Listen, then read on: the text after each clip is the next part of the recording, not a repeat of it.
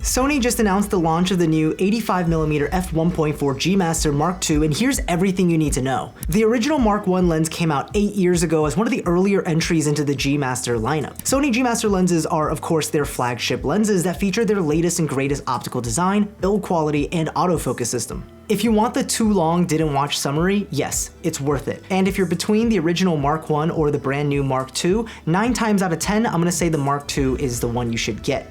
But let's dive into why I think that. The first thing we should look at is some sharpness tests. Starting with the aperture wide open at f1.4, you'll immediately notice that this lens produces tack sharp results in the centers, but that was already the case with the original Mark I version. Where this new lens really shows improvement is with the corner sharpness. Take a look, even at f1.4, corners are incredibly sharp. What's wild is that usually as you stop down to f2.8, f4, f5.6, etc., usually you see the results get even sharper, but in this case, it's sharp all the way through.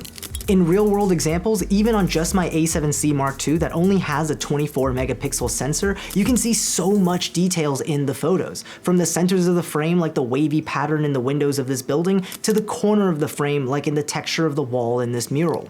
If we zoom back out on the test charts, we can also see that there's some mild vignetting happening wide open at f1.4, but it's extremely well controlled. And this continues to be the case as you close down the lens from f1.4 to f1.8 to f2.8 to f4, and so on. When it comes to distortion on this lens, whether it's barrel or pincushion distortion, I really didn't notice any from the photos I took. In real-world examples like this one, lines remain incredibly straight, and this is with the in-camera distortion control turned off. Another form of artifacts that appear, especially with wide aperture lenses like an f1.4 lens, is chromatic aberration, and again, the results are really clean. In these test photos of high contrast text with out of focus elements, even when wide open at f1.4, there's a very mild amount of chromatic aberration present. And of course, as you stop down to f1.8, it starts going away. And by the time you stop down to f2.8 and f4, the chromatic aberration is nearly unnoticeable. In real world examples, it continues to perform well, and even in extremely high contrast scenarios, the chromatic aberration is mild at worst. Now, let's move on to lens flares. G Master lenses have historically always handled lens flares and ghosting well. When shooting wide open at f1.4, you get a very soft lens flare and pretty minimal ghosting, meaning that even in tough lighting environments like backlit shots, the lens is able to maintain a pretty strong contrast ratio. As you stop down to f2.8, the story is still the same, just with slightly more defined ghosting elements, but still quite non-distracting. And if we continue to stop down to f4, we can start seeing some more distinct flaring forming, like the star-shaped pattern from the light source, but again, the effect isn't so dominant that it takes the focus away from the subject in your image. Alright, but what about everyone's favorite topic when it comes to portrait lenses? How does the bokeh look? The bokeh produced by this lens is remarkably smooth, which is in line with what we've come to expect from Sony G Master lenses. Everything in the out of focus plane is super creamy with no sharp or distracting artifacts. If we pixel peep, we can see that the bokeh balls themselves are clean and don't show any onion ringing or dirtiness that you might find in other lenses. And if we continue to stop down at f2.8 and then on to f4, we can see that the bokeh still looks very soft. On top of that, thanks to the 11 blade aperture, even when you're stopped down, the bokeh balls remain circular.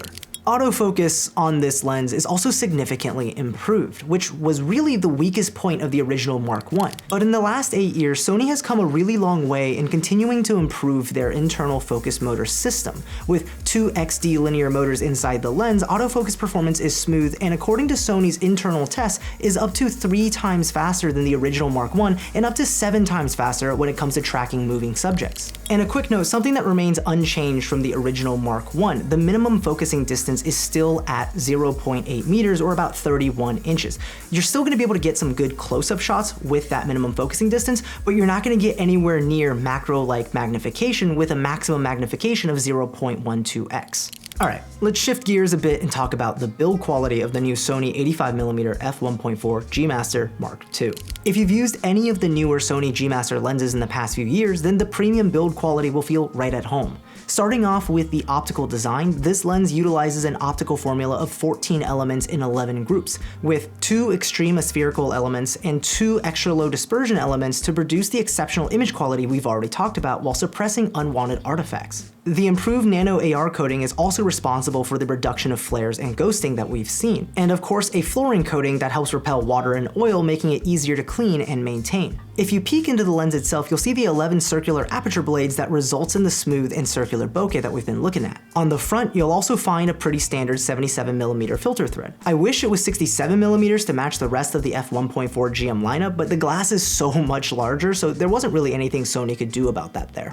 Now, if you look at the lens as a whole, it's quite a compact lens, which I believe was Sony's goal with the f1.4GM lineup. Compared to the original 85mm, this lens is 20% lighter and 13% smaller, making it much more balanced on most photo setups. On the body itself, you'll find the focus ring, which is still a fly-by-wire electronic setup, but the linear response of it is really intuitive and makes manual focusing with this lens quite manageable.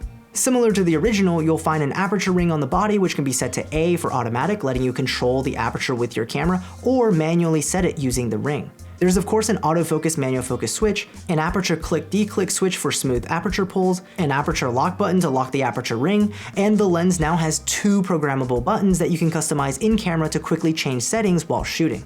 Finally, of course, the entire lens is dust and moisture resistant, which means all of the seams of the lens are sealed, buttons and switches have silicone rubber gaskets, and a rubber ring seals the lens mount. It's not waterproof, but it should definitely be able to get you through some sporadic weather while you're shooting. If you're interested in picking up this lens, it's available for order starting today, and it's priced at $1,799, which I'm happy to see since that's the same price as the original Mark I when it was first released 8 years ago. If you want to check out this lens, links will be in the description down below. A question you might have is, should I buy the new Mark II version of this lens, or should I save some money and get the Mark I, especially now that it's going to be cheaper? If you just want good optical performance and you're just shooting, say, portrait photography where your subjects are typically still, I think a used Mark I would actually be the best bang for your buck. But otherwise, in every other scenario, I think the Mark II is just a better all-around lens. The improved sharpness performance at every stop, especially corner-to-corner sharpness, as well as improved artifact suppression and significantly better autofocus performance, the Mark II is just a fantastic lens. Plus, this lens produces some of the best subject separation and bokeh I've seen on any lens, really. It's a great lens for just about everything an 85mm focal length lens is good for. Portraits, weddings, fashion, sports, landscapes, and the list goes on.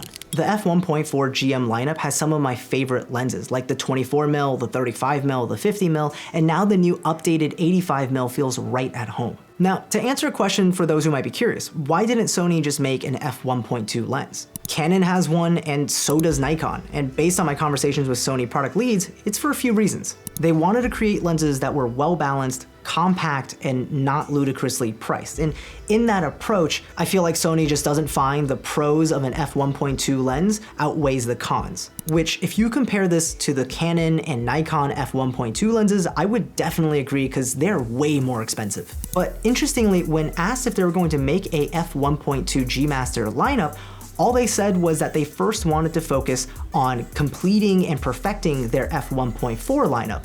And with this updated 85mm f1.4, I feel like they've kind of done it. So without confirming or denying the question, I think that Sony definitely has f1.2 lenses in the lineups. It's just a matter of when.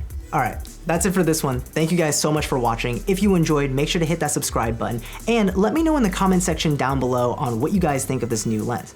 And as always, I will see you in the next one. Peace.